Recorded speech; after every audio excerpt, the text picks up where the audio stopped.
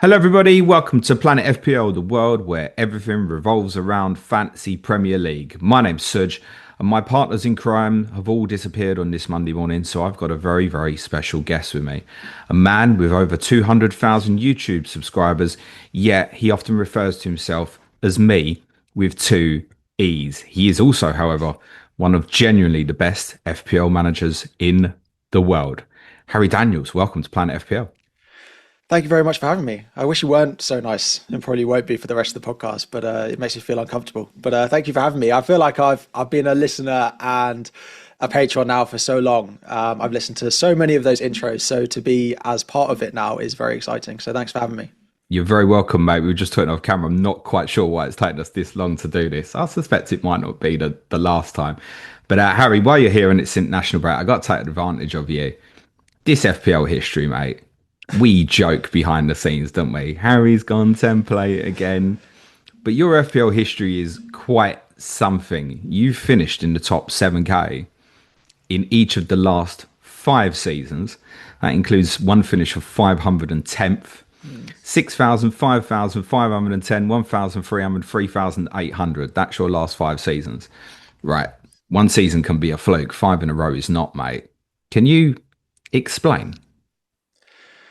Not really. If I'm completely honest, like I wish I had a better explanation of how it's happened, and I think people might not love it, but people know that I play the game quite boring and quite to the template. But in situations where, like, I think people get enough green arrows over the course of the season to get good ranks, but it's the really bad game weeks that might stop you from getting where you want to go and where you want to finish the season. But I rarely put myself in a position to get absolutely smacked about by a really high owned player. And I very rarely get a big red arrow. Like my green arrows are not as big as people who play really differential. And I rarely have like massive green arrows, but I also rarely go the other way. Like this week I took on Saka, which is very rare for me to do that, and it didn't work out. And it's just another example of actually often the template move is the one that works the best. Like these players are highly owned for a reason. People are not often just buying them because everyone else is buying them. They might be a part of that, but there is also they are mass brought in because they are the best player in that position at the time. They've got the best fixtures, they've got the best data. And so over that, I mean, the first couple of seasons, I think the first one in particular, I was less conscious of it. And I think more recently, I've become more conscious of wanting to make sure that I don't go against those players. And it's become more of a strategy than maybe it did for the first couple. So do you reflect on a week like last week, and does Saka like now become a priority? You think, oh, Yeah. that bit me, so it could do again this week. Yeah, it was always with my transfer last week, I always left the door open to buy him this week if I wanted to. Like it's probably my transfer. I've got the money to do any of my midfielders to Saka if I want to this week. So part of the reason going against him last week is because I knew it might only be for 1 week. And in that situation, I don't mind it. But I don't want to go against him if I don't need to for 6, 7 weeks, for example. So you feel like there could be a build up for someone like that. Act on it quickly before the damage takes place, basically.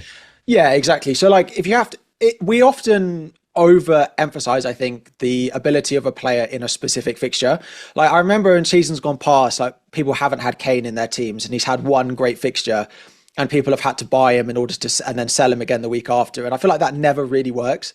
Like specific fixtures are very hard to call, but over a 5, 6 game week period, you expect some of the best players to do very well. And it's more about predicting how a player does in a chunk than in a specific fixture. Because like, yeah, you could have Salah at home or Haaland at home to anyone. And yeah, if they're in great form, they probably will do well. But it is very difficult to predict a player to score in any specific fixture. Like percentages wise, apart from like the top 3 players, players are more likely to blank than they are to score in a specific game. But over 4 or 5 weeks, they're more likely to get returns than they are not. So what are you looking at going into a game week? Are you looking at EO from certain sites from previous weeks? Are you looking at transfer trends? I mean, you've been accused in the past of having people copy you. Are you just copying everyone else? Well, exactly. Just wait to see who the most transferred in players are and just find a way to buy But the them, most basically. transferred in player so often blanks, doesn't he? Like it does happen so often. It does, but I bet he doesn't blank for 2, 3 weeks. Yeah, sure.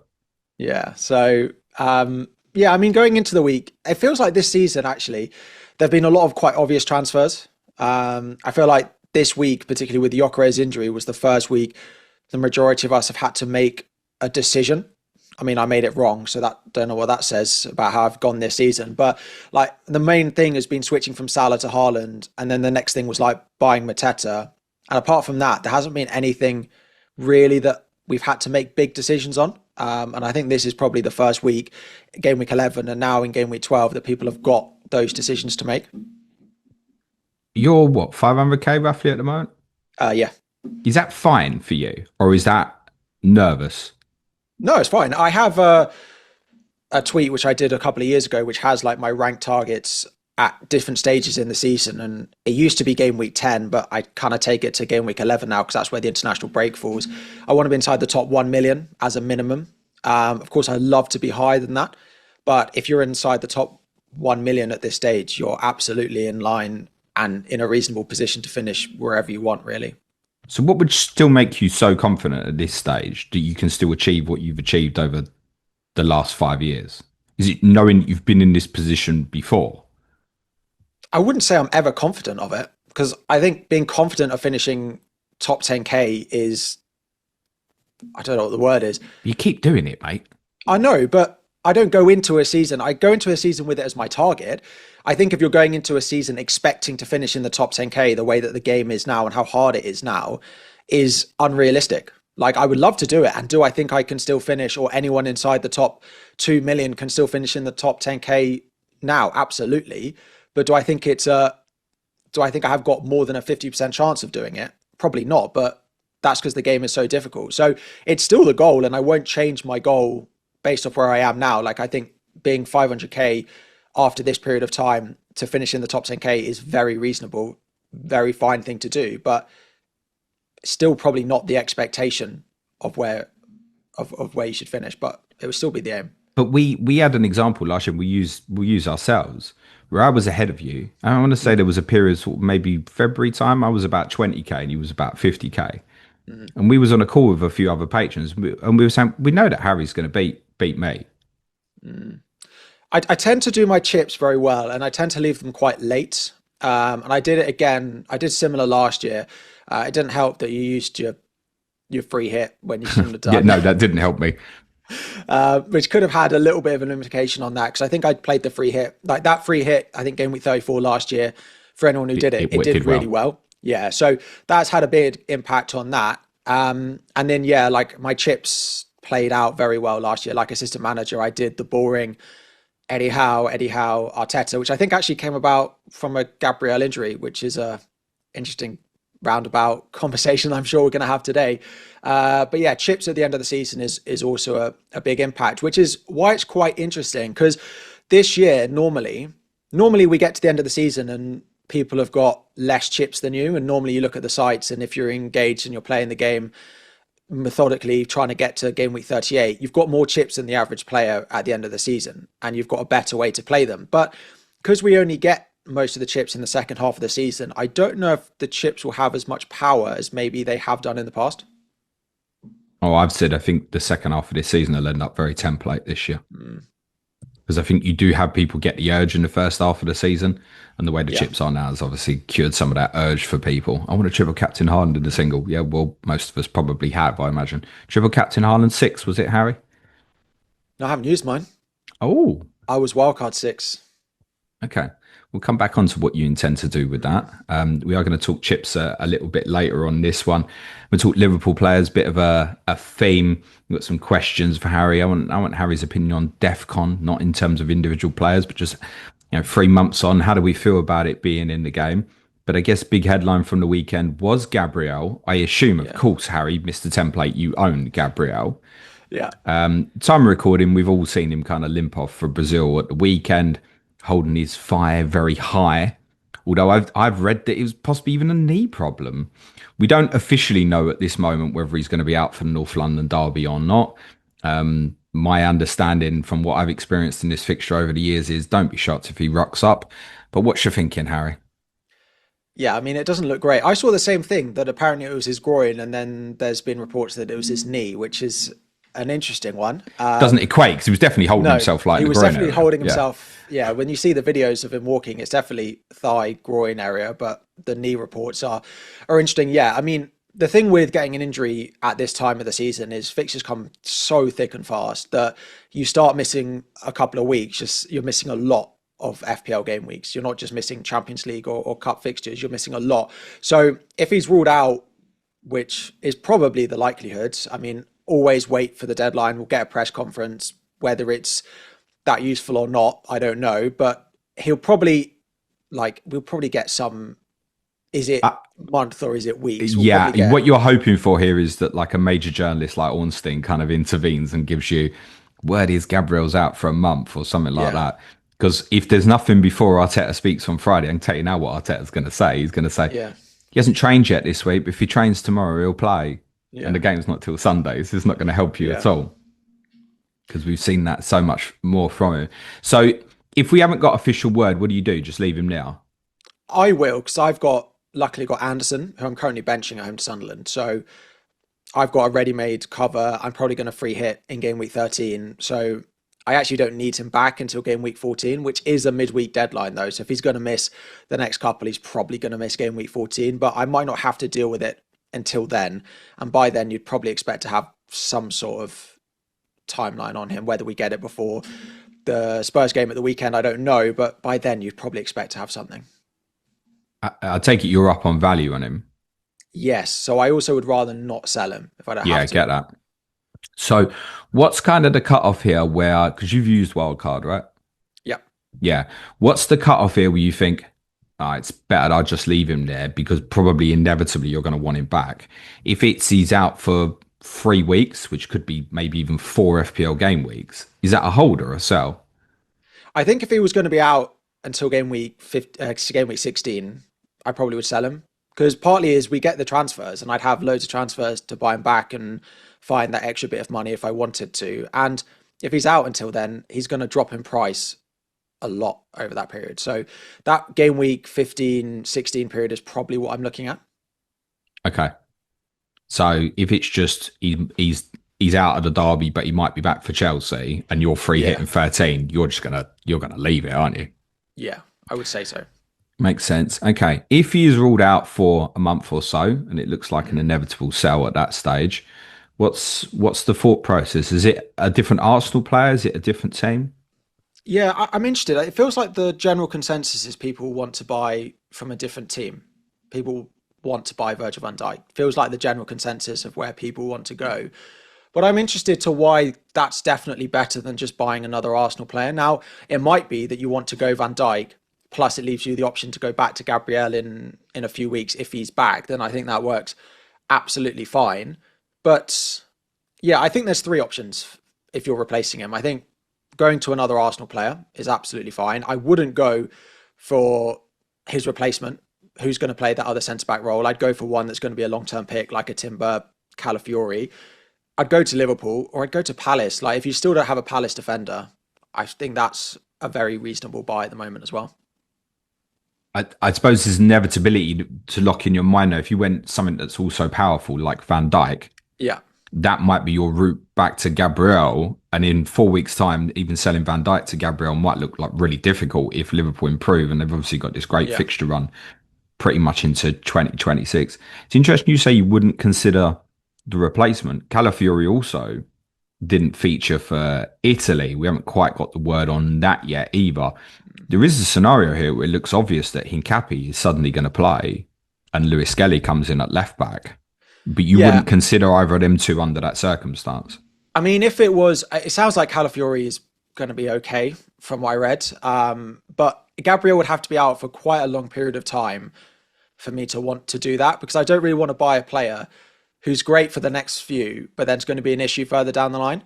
And I don't think it's like, let's say Calafiori is going to be back soon. I don't want to be in a situation where I'm buying Hincape and then Calafiori goes to centre back and Lewis Skelly comes in at left back. I don't think it's completely clear. I think Calafiori would probably stay left back, but I don't think that's completely clear. And then if Gabriel's only out for a month or roughly, then I don't want to buy a player who's going to be an issue. Like in that example, Van Dijk for the long term feels a much safer buy. Timber versus Saliba. I mean, it depends how much you believe that Timber's going to miss a game between now and what is it, January the 3rd? Because I think as soon as he misses, to be honest, I think I'd go Timber. I think even if Timber misses one game between now and January, I expect him to get an attacking return between now and that period as well. So it probably evens itself out. So I probably would go Timber. Is there a consequence though? And I've been saying this might happen anyway, because this happened kind of right about this time last year. There was a huge focus on Gabriel, and then Saliba got a couple of goals, almost like they began to use Gabriel as a bit of diversion because there was so much focus on him. And just as consequence by Gabriel being out, could Saliba not just become the biggest threat on set plays? He could do. And I was actually thinking about this injury and its impact on Declan Rice, who is a very popular pick at the moment, but he's very popular because of his creativity from set pieces and whether Arsenal lose set piece threat with Gabriel being out and whether that makes Declan Rice as a result slightly worse because his main route to points is weakened.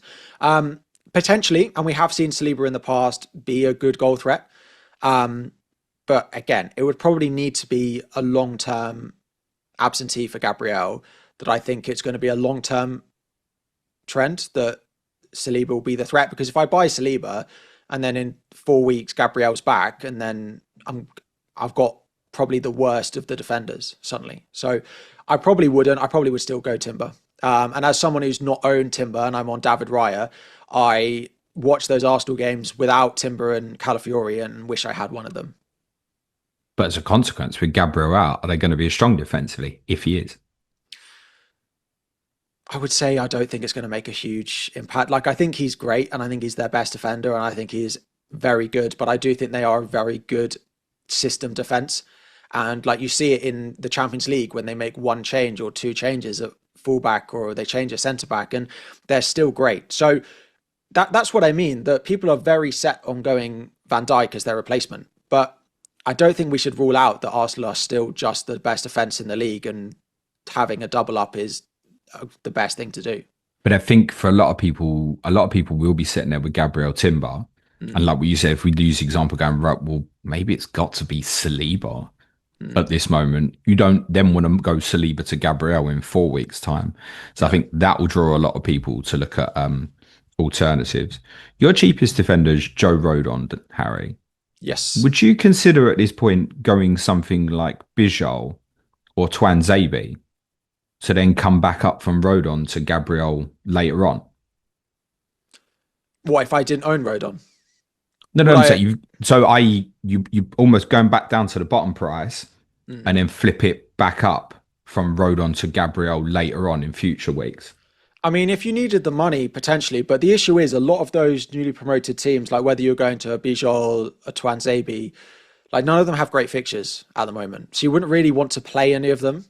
And especially if it's like, I don't mind some of those cheap options, but I don't think I'd want to have two of them in my team. Like having double, like a Leeds and a Sunderland with some of their upcoming fixtures, I don't think puts your defence in a very good situation. Like there are people in that boat now with Gabriel, and it's like they don't have the cover if he's out. So if it's to restructure your squad so that you've got one cheap defender, then I think that's absolutely fine. But I wouldn't want to go down to two of them. I think it just leaves you too weak. And some of those other, 4.5 options even are really good going forwards. And I don't know what you're spending the money on at the moment, really. Who do you think you'll end up with if he's ruled out for a while? Probably Van Dijk.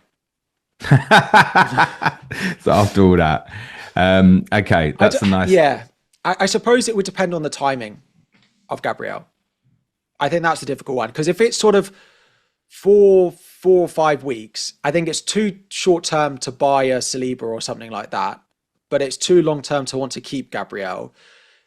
In which case, I think the Liverpool fixtures are great, and we're going to talk about Liverpool. I want a piece of Liverpool, but I have absolutely no idea who to buy. And maybe that's just the way that I do it, even though I do think that doubling up, keeping the Arsenal double up is a really just straightforward thing to do. Yeah, I'm in a different situation to you in the sense that I'm going to wildcard in Yeah. 13, and the idea for me would have been very much to keep Gabriel. It's still relevant for me either way. Do I want to take a 1 week move on a defender to put in place of Mm. Gabriel if he's ruled out for a while? I could just play Concert at Leeds. It's not great, but am I better off holding that transfer? Ultimately, if I do use the transfer, it's the same thing, and I think it would be Van Dijk for me as well. Looking at the Yeah, fixtures this week. yeah. If you're Because I've got taking a Timber as well. So yeah, if you're taking a 1 week punt, it's probably is Liverpool this week. are we drawn more to Van Dijk because of what you said about Liverpool assets? We're like, oh, I want to get there. The fixtures are Mm. incredible. I think anybody, particularly wildcard in this week, is like, I want to have three of them. Is there Yeah. anything there to be bought but Van Dijk, mate? Trust me, I've tried to find it, and I basically my conclusion is you can buy some of the others if you just want to take a gamble, but I don't think any of the others are okay. Of course, apart from Salah, but the realistic thing is not many of us are going to Salah. So unless you're doing that, all the others are a gamble basically, and I think some of them are fine to take, but I don't think you can buy them without having the understanding that some of the others are a gamble. Is there even a gamble in Salah? Yes, In the sense, absolutely. I'm not. I'm talking beyond the price value here. Even in the sense of the fixtures coming up that he may even get rotated. We've also got to start looking at Liverpool and going, well, it's not working. And one of the things he hasn't tried yet is taking Salah out of the team. Yeah, I mean, It would be a big I call, would. but once you've got Isak and Ekateke, is that a possibility? Yes, I still think it's probably an experiment he doesn't try until we get to sort of game week 16 and he goes off to AFCON. I still don't think it's something we're going to see in the immediate unless he wants to rotate in game week 14, which is Sunderland at home, which is the midweek one. I think that's possible, but apart from, I think he's more likely to play all of them than anyone else probably, apart from maybe Gravenberch and Szoboszlai. No. Any love for Bradley or Kanate? Canate, I don't mind. 5-4, cheaper than Van Dijk. DEFCON, slightly worse. Goal threat, slightly worse, but you're getting a player for 500,000 cheaper. He's slightly more injury prone. So if you have the money, I would go Van Dijk, but I don't hate the Canate pick. But I wouldn't go anywhere near Bradley. Shaboshla? Yeah, I feel like he's the one that people are trying to find a A reasoning. reason. Yeah, Should we basically. just should we just say four yellows and not give a reason? But then for Well, you, like free if you free hit 13, it would almost be ideal if you got booked in a way. yeah. If he scored and got booked this weekend, you'd take that, wouldn't you, if you invested? Absolutely. Yeah. If he got booked this week, it'd actually probably make me more inclined to buy him in a few weeks' time. If I don't go for him this week, which is, I'm not going to, I don't think I'm going to end up buying him this week. So Bosley's the one that people look at, but he's only getting, because he's combining a bit of attacking output and DEFCON is why people like him. And he plays 90 every week. But he's only getting DEFCON when he plays right back. Yeah. Like the games he's got it, he started in central midfield, but he's finished the game at right back, which is then a bit counterproductive because his output from right back in terms of goals and assists is really bad. And he's only had a goal, 1 goal, 1 assist this season. And I feel like he's definitely been involved in more, and maybe it's been in Europe, but he's had 2.5 expected goal involvement this season and a goal and an assist, one of which is a goal from a free kick from 30 yards. That's the only goal he scored this season. So I struggle to see that he's a better buy than virtually all the other picks at his price. It feels again like you're trying to punt on it. Only two Liverpool players have over like 2.5 XGI this season, and that's It's Salah and Gakpo. Gakpo, yeah. Back Gakpo then. Doesn't help, obviously, what he's not been in the team for the last two games. No, I think he'll come back in. I think it's a little bit of it with City and Real Madrid, But but he can't I just don't. keep taking Yeah, verts in and out, could he, no. basically? But Gakpo's like their second highest goal scorer in the league, so he's gonna have to get him back in the team at some point. But at 7.5, it's very difficult to buy him now. Like if he starts Forest, then I think it's easier going forward. But I don't think I could buy him before that Forest game. How much does fixtures play on your mind to this? Are you Oh, if you take Arsenal as the example with Saka, you could even make a case that there's a more difficult run coming here with the likes of trips to Chelsea, Villa, for etc. The very best is kind of gone. Yeah. I think it's worth saying. Similar is about to happen with Chelsea after the Burnley game. Obviously, Chelsea and Arsenal play each other. How much do fixtures play? Because that for you, you're obviously looking at the run now, and it's like Liverpool start now that the City game has Yeah. gone. Is now for fixtures. Does that matter? Because ultimately, if Liverpool still had shit fixtures at the moment, we wouldn't be looking, would we? Well, exactly. If they played, yeah, if they had a run that didn't look like it does, like the top replacement for Gabriel would be Timber, and the best Liverpool midfielder to buy would be probably none of them. So the fixtures are the only reason that they're even part of the conversation at the moment. So fixtures do matter to you. Yeah, because you have the ability that you've got a player who's particularly low owned with great fixtures, and you know what the potential for it is. But I would say this season fixtures have not normally fixtures bring good FPL points and they bring form, but I would say it's not happened as much this season. The informed teams have won regardless of the fixture, and form feels more important than fixtures have done so far this season, which makes me inclined not to buy a Liverpool player unless I have an issue that I need to fix. If you were on wildcard this week, what Liverpool players do you think would end up in? Probably only Van Dijk. Yeah, I'm kind of inclined to agree with that. I think there must be a massive temptation to go Mo. Must be. And a lot of these good performing players in kind of like the Sar, Declan Rice bracket does mean you can kind of force it in with Haaland, I think. And it's only going to be short term, isn't it? Because you know you're going to sell him for AFCON. But it does also mean you're going to really struggle to put in the likes of Bumo and Mateta and things like that with it at the same time, right? Well, that's it. I don't think he's necessarily a better pick than all those other cheaper ones. I think he's got a higher upside and it could explode. And if you're going to captain him, then it could work out and you could absolutely fly. But you could also be in a situation where Bruno, and Burmo, Mateta, Sarr, everyone else continues to tick along. And Salah's got to do a lot to make it worth the while of this restructure and the restructure on the other side, I think. I think if you're going Salah, you have to captain him at least twice in the next three. So I don't think there's any point in restructuring your squad if you're not going to captain him. I think if I owned him, I'd captain him this week. Yeah. I think so. We'll come back onto captaincy in a bit because we've had a question on it. And when I ask you about DEFCONs, not a statistical, Senesi's great, etc. Van Dijk's been better than we expected, yada, yada, yada. Just how do you feel about it? How do you feel about DEFCONs being a part of FPL now that we're used to it? I don't mind it. I quite like it because I watch a lot of football from for my FPL team and I watch a lot of games at the weekend. So having something else to think about is slightly more interesting for me. So from a purely personal point of view, I quite like it as an addition. And I think it's good that it's there in a season where the fullbacks have been really bad. Because if there was no DEFCON and we had no fullbacks really being that great, defenders would be really boring at the moment. Because there would be not a lot to talk about apart from wanting Arsenal because they keep loads of clean sheets. Whereas at least DEFCON is adding enough other defenders into a bracket that are worth discussing and are worth considering. And I actually think I had a comment that it said someone said that they didn't like it because they thought it had made defenders boring. But I think it's increased the amount of defenders that I can pick compared to in previous seasons. I think it's been an all right change. I think it's been in a season where we've had a shift where people are hitting it too much, I would say.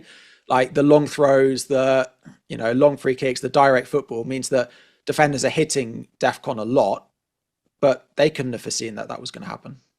No, I don't think the way the game has changed and evolved, that no one could have foreseen No. this. Like, I don't think Gabriel and Van Dijk have both done quite well for DEFCONs. I think we wouldn't have expected them to get a lot during the course of a season. They look like they consistently will.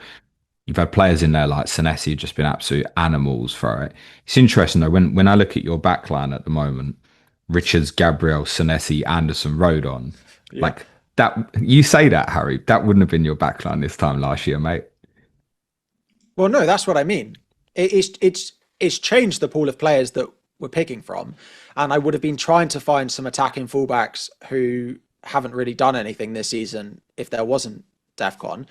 So it's just changed the pool of players that we're picking from, but I don't think it's made it smaller. I think it's changed it. I don't think it's made it bigger because I think like players like Truffaut at Bournemouth, as an Mm. example, you look at these little ones coming, West Ham and Everton both at home in the next couple. There isn't enough reason to save on him versus Senesi, is there? As an example. No, not at the moment.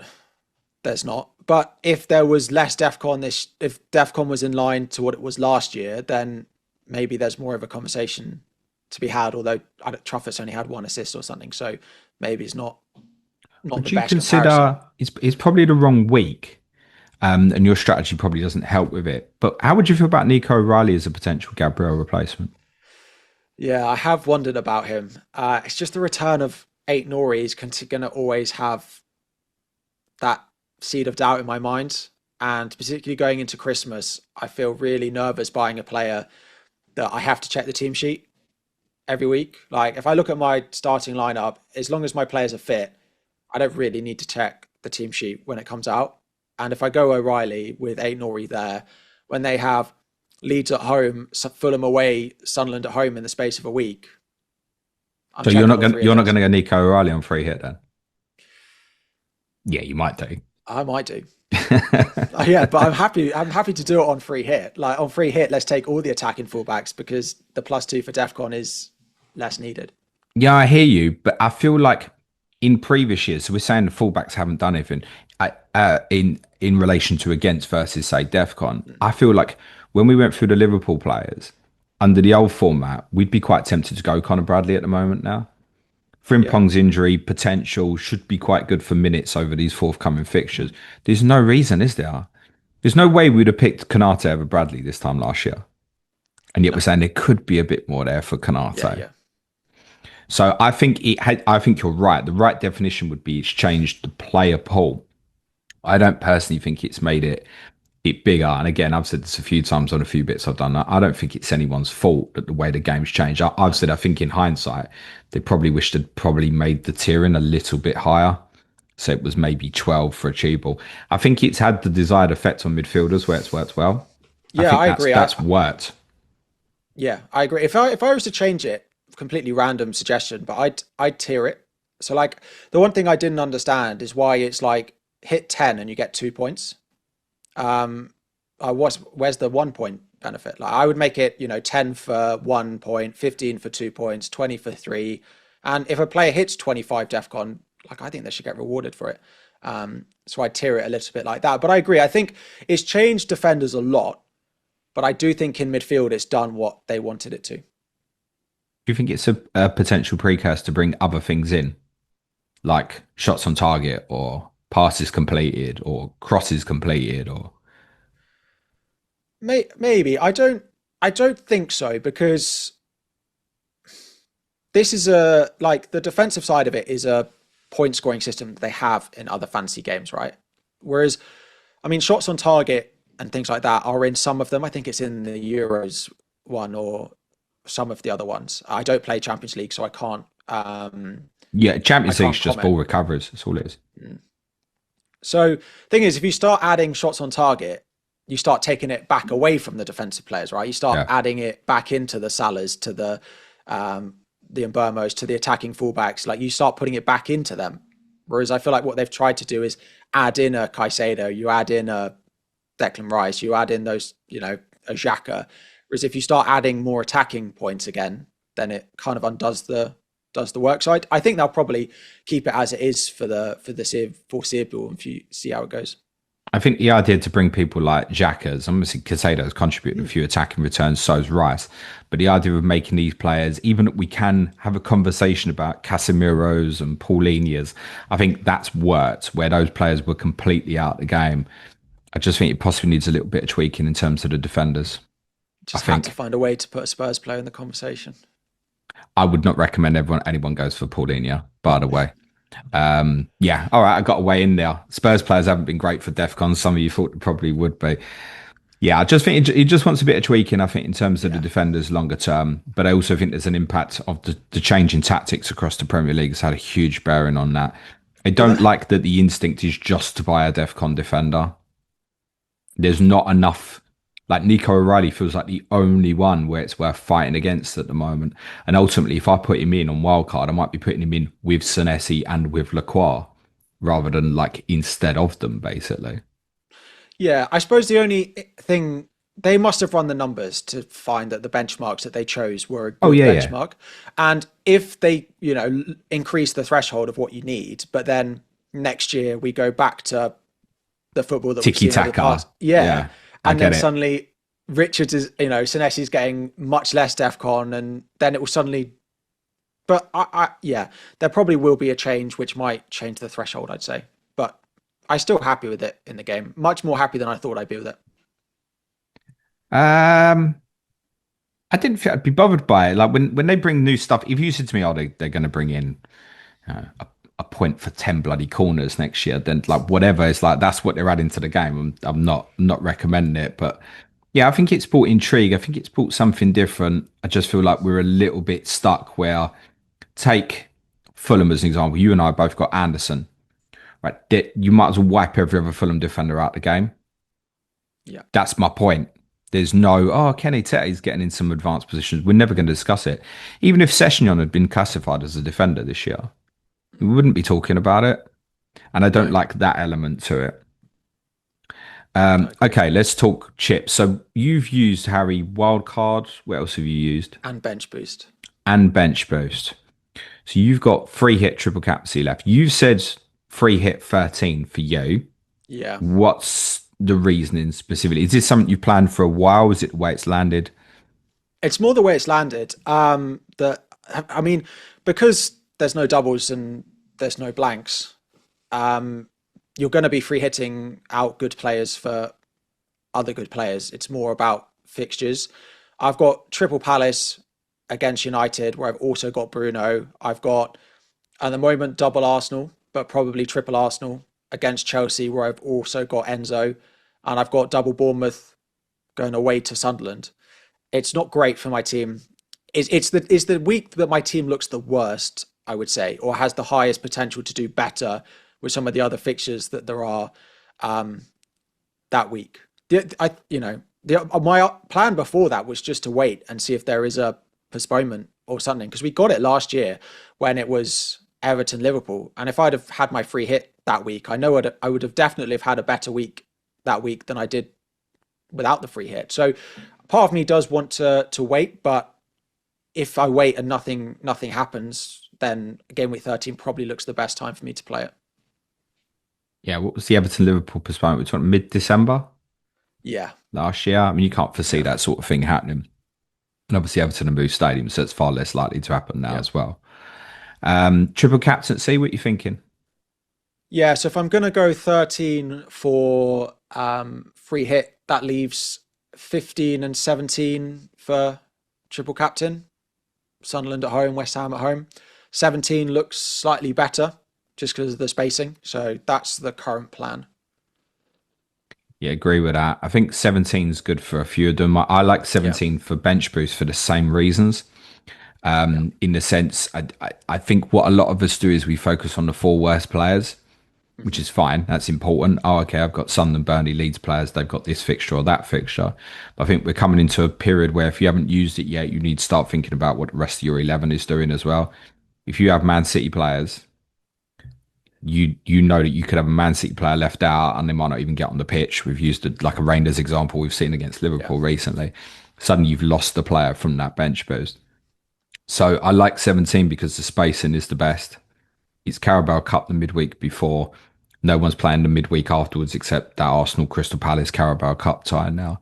So I like 17. I think for the top teams as well, the fixtures are tough enough, bar Manchester City, yeah, that you're not liable to see too much rotation. Newcastle, Chelsea go strong against each other. Tottenham, Liverpool go strong against each other. Arsenal, Everton go strong, I think.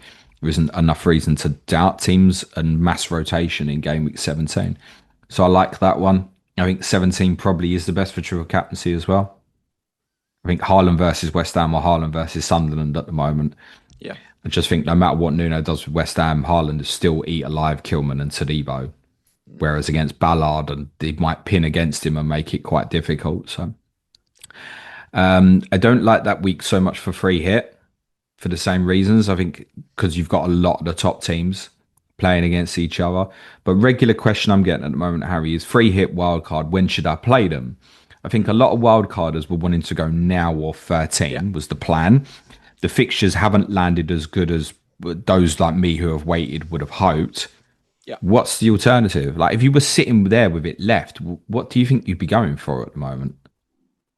I mean, if I was sitting there with it left and my team looked good and I didn't need it in 12 or 13, I think 12 and 13 is probably the best time to play it if you need it.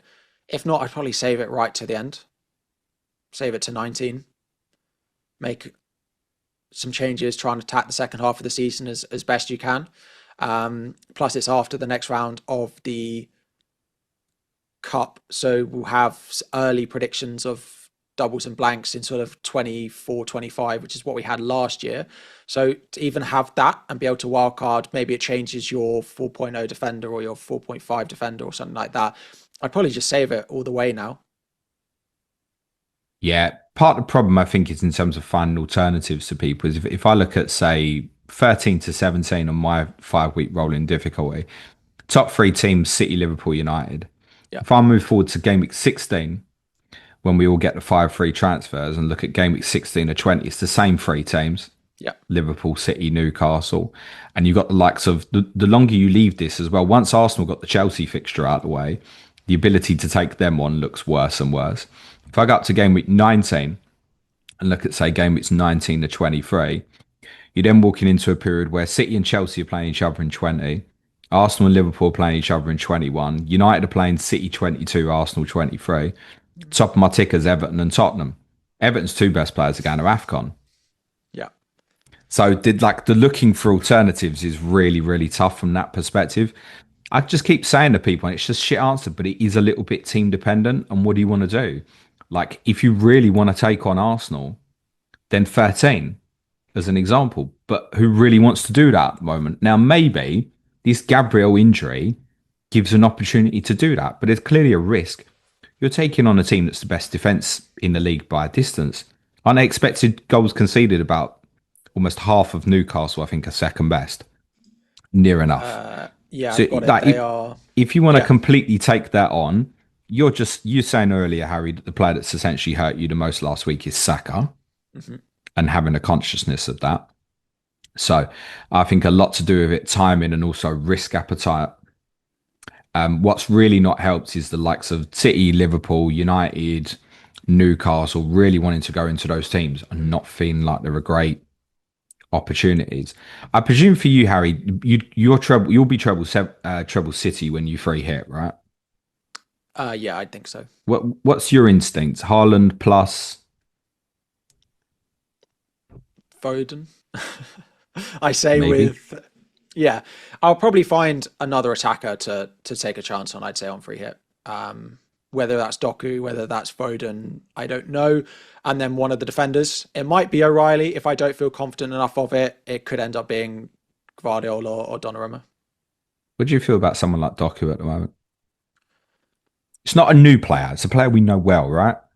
Yeah, a player we know well doesn't start enough games to be reliable enough in But FPL. he is hitting some form, isn't he? Just removed the fantasy stuff. He's looking great at the Yeah, moment. he looks great, and I've been very critical of him that I think his output has been not great at his time at City, but he looks very much improved over the past couple of months. This season, he looks a lot better, particularly his end product and his vision for the likes of Haaland. It looks a lot better.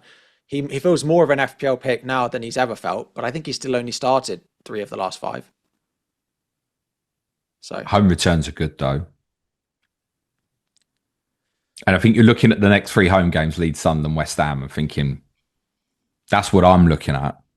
And I almost feel for me when I'm wild card, I'm gonna have to punt a couple. That's how it feels.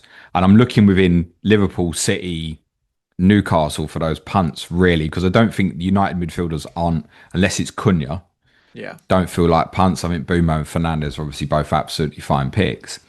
I'm looking within those teams for punts in the midfield area. yeah. So, yeah, I know what happens if I put him in, H, but that's what I feel like I want to do. What about Newcastle assets? They're another one about to come into, I think, particularly game at 14, 15. Those two home fixtures really appeal. And they also really appeal because you know you've got transfers to get away from it as well. And we were all forced into some form of short term punts basically across game weeks 14, 15. How do you feel about Newcastle players? Um, so I didn't go there when I wildcarded, and I know a lot of people did. So I decided not to go Pope because I went Raya. And I think it's fine for the short term, but as you say, from like game week 14, 15 onwards, it looks better. So I do have an eye on it. I still don't know defensively where on earth I'd go and buy. I still don't feel like I know comfortably enough who their first choice back four is going to be when they're all fit and available. So that leaves me to go and say that Pope is probably the best one. And I'm not going to sell Raya at the moment. I don't think to do that. So defensively, I find it quite difficult, despite how I think their fixtures do start to look better. And going forward, I just find it really difficult, particularly with Visser being back at some point. There's also talk that he might not go to AFCON because he's not played for Newcastle since he signed. Whether that happens or not, whether they can actually do that or not, I don't know. But outside of the forward and Voltemada at the moment, none of the attackers are getting enough return. So it feels a little bit like the Liverpool conversation where I might want to buy one because the fixtures are good, but I don't see anyone obvious for me to buy. Yeah, this is part of the problem that the wildcarders have walked into. There isn't what we'd have hoped would develop. Oh, Gordon's hitting a bit of form or Foden's hitting form. It's not really there. On Raya, you also guested recently on our friends at Above Average this Yeah. brilliant conversation about David Raya and laying carpets or painting the Sistine Chapel. Yeah. If you wildcarded now, Harry, do you think Raya would be in? Um,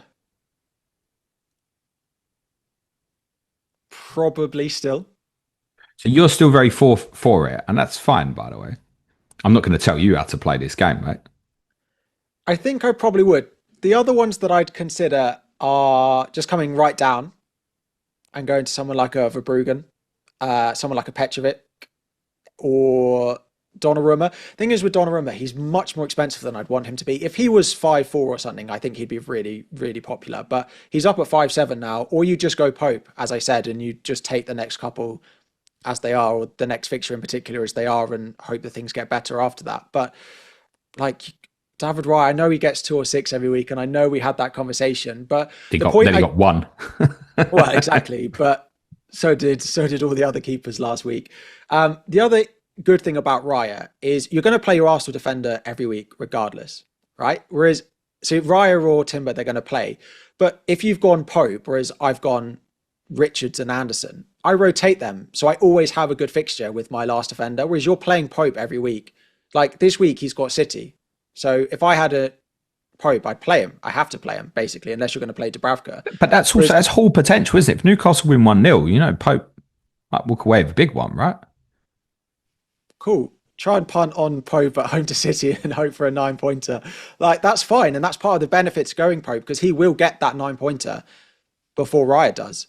But also, my, 4.5 defender like Richards got me 8 points this week. Absolutely fine with that. And I can rotate that last spot to have a good fixture every week. So, particularly with the Gabriel injury, I think if Gabriel wasn't injured, I'd be more inclined to say no, I wouldn't. But I think I'd be more inclined if Gabriel is out to say yes, I would just go with Ryan now. Okay. If you were on wildcard and it was confirmed this week, Allison had the all clear, would he come into your thinking, do you think? Yeah, probably. It's been a while. I've never seen a goalkeeper with as many injuries as he seems No, to I get. know. It always feels like I'll get one. But then you could also say where he's at it. Yeah, but then like I feel like he's had it before, and then he's played a couple of games, and then it's got worse again. So I probably wouldn't, to be honest. Um, yeah, just purely based off that. And I think Van Dijk's a better pick than him. So, and I wouldn't want to double up. Is that because of DEFCON? Yeah, and the goal threat, whether they want to rule it out or not. Okay. Before we finish with some questions, Harry, what does a normal week for you look like for you in terms of content? Sell your channel, mate. So I do video Sunday evening or Monday morning after the games have finished. sort of depends Sunday evening, Monday morning, depending on what I've got on, but also how big that Sunday afternoon game is. Because if it's a, like a City Liverpool, then you might need to wait and see what happens there. Then normally people are much calmer in terms of their teams early week. So then Wednesday through to Saturday, content pretty much every day. Smashing it, mate. Can you believe how well it's done? And you have done, more importantly. No, not even. I was about to say not really, not at all. Like not even a fraction of me ever thought that I'd have a channel and I'd have the luxury position of being able to talk about FPL as my job in inverted commas, because it feels absolutely nothing like a job as much as I do, and yeah, have the opportunities to do what I do. Yeah, it's crazy. I'm sure you feel the same at times. You feel very lucky, and I never thought it would ever reach what it has. Very much so. There you go. There's the message. Keep supporting people. I'm sure you all subscribe to Harry's channel already, but if you don't, you will find a link in the bio. Let's do some questions, Harry. So, got Yeah. this one in from Shanky, and I think we can expand on it and go in some different directions. But he specifically asked, this is at FPL underscore United, Boomo captaincy versus Haaland this game week. Harry, you're going to captain Haaland, aren't you? Yeah, probably. Unless I buy Saka. Unless I buy Saka, in which case he's probably the player I think would come closest. I still don't think Everton is a team I'd want to captain against particularly. And Everton. yeah, Who Everton playing this week? United. Oh, yes, of course. Sorry. I'm looking at the wrong weeks of fixtures. Continue. You're the expert. Carry on. Yeah, so I'm not sure I'd Don't really have experts on this channel, so it's unusual having you here, mate. I'm not sure particularly I want to captain against that. I know Obama got that 15 pointer, but I'm still not certain his haul potential is better than Haaland's. Like Haaland's goal involvement for City is just so crazy high that if they score once, you expect it to be him. Whereas if United score, you're like, oh, like who's it going to be? Has Mbeumo been involved? And yeah, if I was going to go against Haaland this week, it would probably only be Salah or Saka. If you're on free hit, who do you think you captain? If I was on free hit, I'd be inclined to say that I would probably go Salah. Yeah, same. Yeah. Same. It feels like this is one of the few weeks that I would look at it and think I can take on Haaland, and Salah, and would probably be the only player I'd feel I'd feel confident enough doing it with. Yeah, I just don't feel like with what I've got, I've not got enough inspiration to take him on. Like I know Fernandez at home to Everton, like any game, he could go off and return really well. Yeah. I quite like the likes of Sarr at Wolves, which I've got. I know others will be looking at Mateta, but I'm a put off by not knowing quite what Rob Edwards Wolves will do. Their Yeah. best ploy would be to go low block and make it quite difficult for Palace. Similarly, it's a different West Ham now going to Bournemouth. Semenyo thrives off space, may not be such forthcoming in that particular fixture. Then you're looking into the realms of really punty stuff like Welbeck against Brentford or Thiago in the same fixture. João Pedro, Enzo Fernandez away to Burnley feels like could be restricted minutes, bearing in mind Chelsea play Barcelona on the Tuesday afterwards. Villa at Leeds, we're nowhere near considering that. Saka against Tottenham is reasonable. Completely agree with you. With what I've got, Harry, I've got not enough reason to go against it. They could lose 2-1 and he picks up 9 points, right? Yeah. It And could I think, easily be that, couldn't it? yeah, and I know Newcastle's home record versus their away record is a big difference, but we have seen Newcastle defend pretty poorly at times over the past few weeks. Now, a lot of that has been away from home, but even then, like, yes, they could lose 2-1 and he'd get a 9 pointer, but also City could score three in that game and he could have two of them. Okay. I included this question because I think it's particularly relevant to you, Harry. This is from Zubi FPL. It says, thoughts on switching your 6.5 million midfielder and Dyer, Enzo, Sarr, etc. I think you've got all three of them, I want to say I at the do, moment, yeah. Harry. To a 6.5 forward, for example, Welbeck, Raul Jimenez, Thiago, etc. Basically, dead spotting in midfield instead of attack. Just a reference to Raul Jimenez there, by the way. Rodrigo Muniz having a hamstring operation. And Muniz did play for Mexico over the weekend. So he's okay. So Muniz minutes going forward actually look better now. Yeah, I would still say Jimenez is the lowest of the three. I agree. Um, and then I think Welbeck versus Thiago depends how short term versus long term you want to be. because short term, like if you look over the next four and Brentford have got Brighton, Burnley, Arsenal, Spurs, or you go with Welbeck and he's got Brentford, Forest, Villa, West Ham, I think that's fine. Thiago's my favourite out of the lot there. I don't have an issue with it, and it actually might be my plan when we get to game week 15, 16, and I've got to sell Sar when he's going to AFCON, and the Brentford fixtures look really good from game week 16 onwards. So that's probably my plan with that, and maybe I should have considered it more this week as my Gyökeres replacement. Um, so yeah, I don't mind it. I don't think it's a necessity to do this week, particularly because Thiago's short-term fixtures are still not great, and that's partly the reason I didn't do it. I didn't do it last week, particularly because if you're free hitting in game week 13, it looks even worse for him. Yeah, and as a consequence for yourself as well, Enzo and Saar look better holds for Yeah. free hit 13, I think, as well. So I completely understand the want to keep. What about Ndiaye, though? Suddenly Ndiaye's fixtures become United away, Bournemouth away, Forest at home, Chelsea away, Arsenal at home. He probably won't make the Arsenal game because he's probably gone to AFCON. Yeah, so my plan if I was to buy Saka this week will be Ndiaye, would be the one out of those three that I'd look to sell first.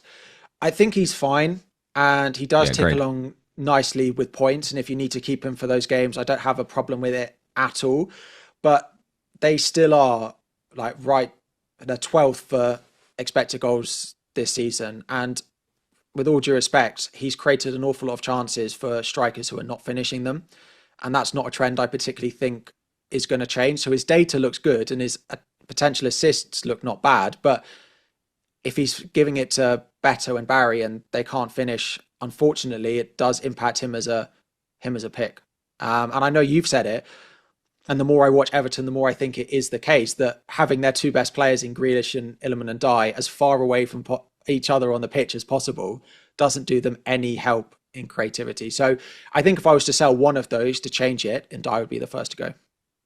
Jack Grealish is going to be like a Christmas Day thing for people. I can already see it. Everton's fixtures 18 to 21, Burnley away, Forest away, Brentford at home, Wolves at home. Yeah. And then Dyer's probably going to miss a lot of it. Mm. I can so see that. Well, what about Jack? Like we spoke about fixtures in relation to like Liverpool. What about that thinking ahead? There's something like that. Do you think I already know now I want to avoid that? Or do you think I'm I more, would like a bit of Jack Grealish for that period? no, not really. I'd be more inclined to go Dewsbury Hall than I think to go Grealish. I'm just watching Everton play. I just don't see Grealish getting nearly enough goal threat. It looks like he wants to create a lot of chances, and that's why he was so good for those couple of weeks earlier on in the season. But I don't see him scoring nearly enough goals. I think his only goal he scored is the blocked clearance, which ends up in the back of the net, which should have been an Ndiaye assist. Case in point, why Ndiaye maybe hasn't had more points than he maybe should have done over the past few weeks. So I don't see his goal threat being high enough. So I'd rather Dewsbury Hall. So I guess to come back in conclusion for Zubi's question, if you were wildcarding now, Yep. are you like a Potts king or you like Goo, Croupy? Where are you in terms of your eighth man, do you think? I probably would go with Potts, I think, as long as And he's go clear three to up be front. okay. Is Yeah, actually you think sort of longer term Haaland, Mateta, Thiago? Probably. probably. Yeah. Yeah.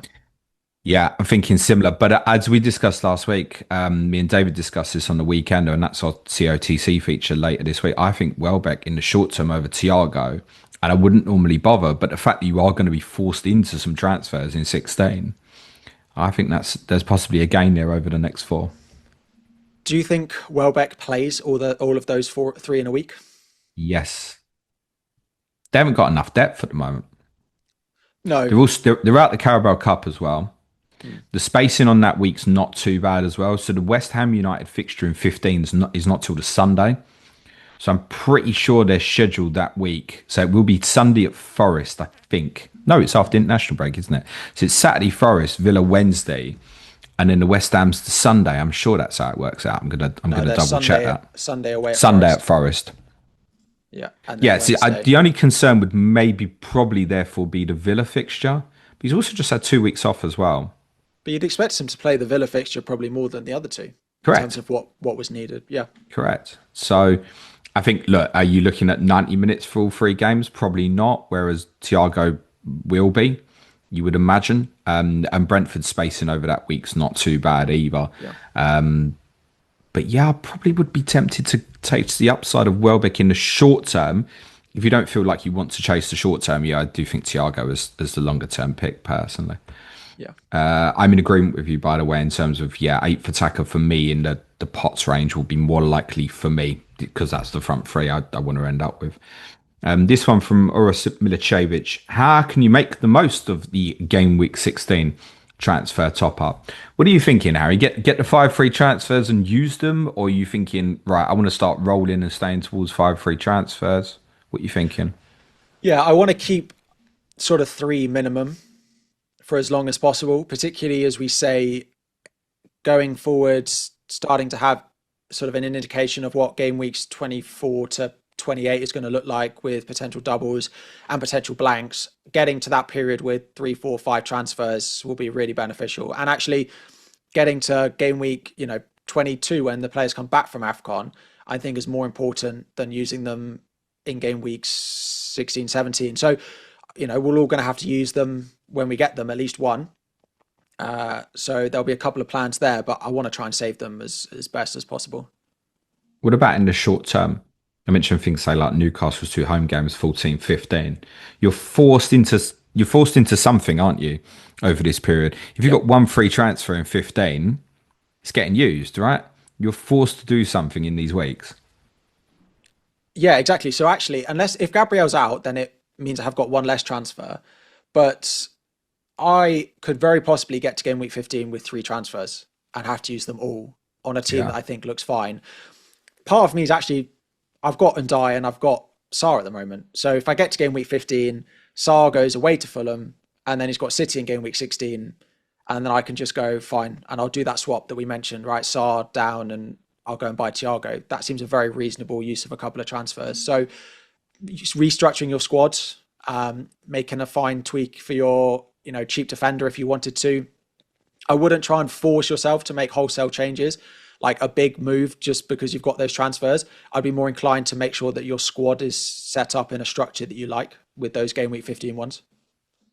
Yeah, I like kind of on and off moves, things like if you did own Thiago and you've got the money in the bank, Thiago having Arsenal, Tottenham away, Voltemade having Tottenham at home, Burnley at home, and almost just doing it and flipping it. I don't mind moves like that because I think most people are heading towards kind of like a template of players that they don't want to move from.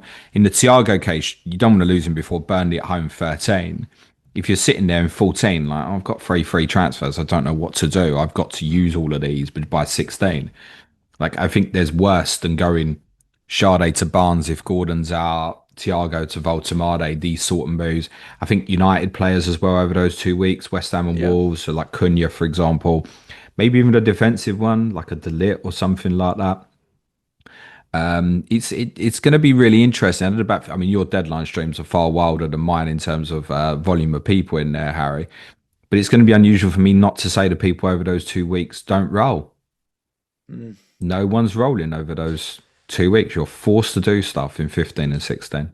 The United one's interesting, and I suppose it's a slightly broader question: is what is the latest point that you can buy someone like an Mbama? When was the last time you'd advise someone? And it's very team dependent, right? Because if you got to game week 14 and you've got 3 or 4 free transfers, absolutely go and buy Brian Mbama for West Exactly. Ham, Wolves, Bournemouth, and then sell him. Like that's Yeah. absolutely fine. But if you get to game week 14 with one free transfer, I would probably say it's not the best use of what you're doing. So it's a little bit team dependent and on how much you need that position, I suppose. Yeah, I wouldn't buy Bumo just for 16, for example. But if you're No. buying him for 14 and 15 even, and you're Yeah. worried, we don't know this, we think he's going to stay for 16 as it stands. Yeah, I wouldn't say no. So no, I wouldn't because of the landscape of the extra transfers. I wouldn't say to anybody you're at a stage of don't buy Afcon. And if I had the money and the simplicity to put Bumo in this week, Harry, he'd be going in. Mm. I wouldn't think about that too much. Similar with Ishmael size, like it's still fine if you want to get.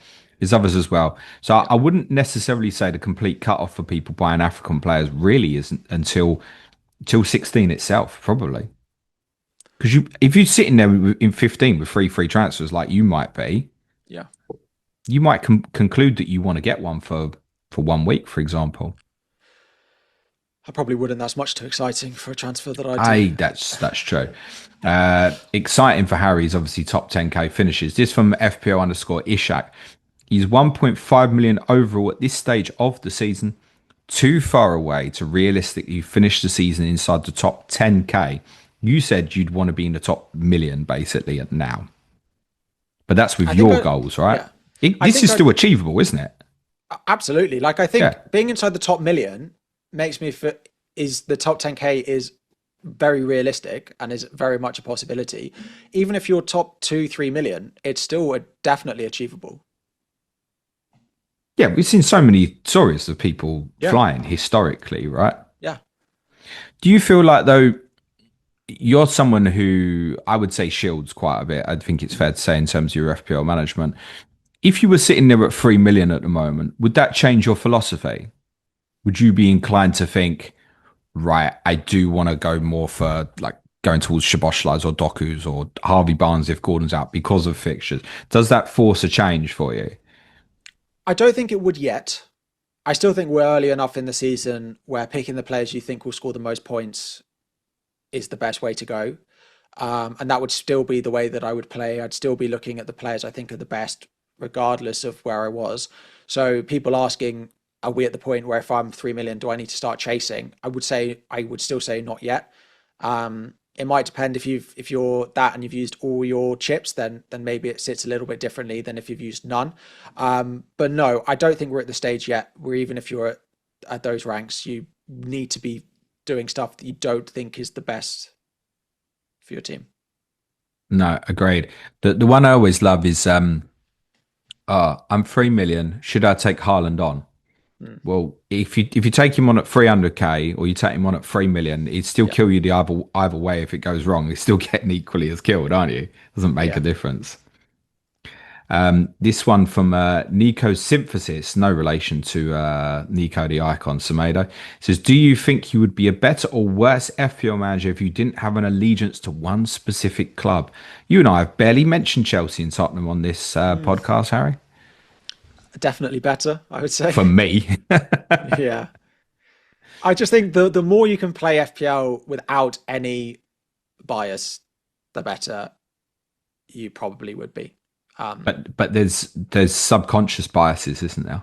Mm, With players that you love or you like, right? yeah, yeah, There has to be. I feel like that can go either way in the sense I've probably got a good read on my team. And also I've got to read particularly if I think a certain team's going to hurt us in a certain, we're weak down the left-hand side. We've got this right yeah, winger playing us, for example. So I feel like that read can go both ways. I also feel like though, if you have a player from your own club starts doing really well, there is a desire to be with and a part of that, I think. What I did tell you about Kudus, just saying, I'm gonna put it out there. What are you saying to Enzo Fernandez owners, Harry? You're one. yeah. I mean, I'm He's just going going to to end play at up. Burnley first and foremost, isn't he? I don't see a world where he doesn't. I don't know why he's Uh, flagged personally. yeah, I think someone like a João Pedro. I wouldn't be. I think there'll be someone who misses out that we're maybe not expecting to. But that could be Neto, right? That could be he goes with someone completely different. Like it is very possible that Reece James doesn't start that game. So there's probably going to be some sort of rotation because we play Barcelona and then Arsenal at home in the week following it. But Enzo Fernandez last international break he needed a rest. He got it. Same again this time. I mean after the last international break he didn't play the Forest game. That's right. It was the 12:30 kickoff. We were away from home. That's the only thing that makes me a little bit doubtful of it because it happened before. But I think he'll be But on fine that for it. occasion, he did go away with Argentina Yes, he originally, did. right? Yeah. Whereas this I, feels like it was a planned rest. yeah. I wouldn't worry about it. Yeah. I expect him to play and his data's been really good. He's been pretty unlucky not to have anything over the past couple. Couple of quick fire ones on a few Chelsea players then. Sanchez. Yeah, I don't mind it. Probably top three keepers for me at the moment. The fixtures get slightly worse is the only thing. Like looking at the next six, we've got Arsenal in there, Bournemouth away, Newcastle away.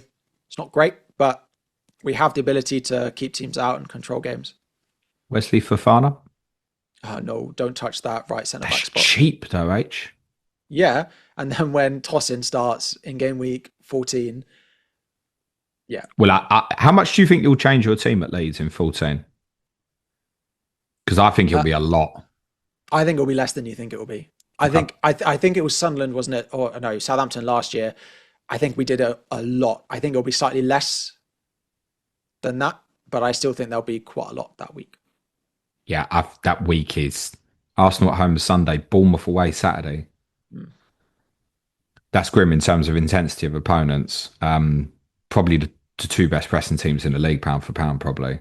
And Leeds sits in the middle of that, Mm. which won't come and hunt at you at quite the same way, I don't think.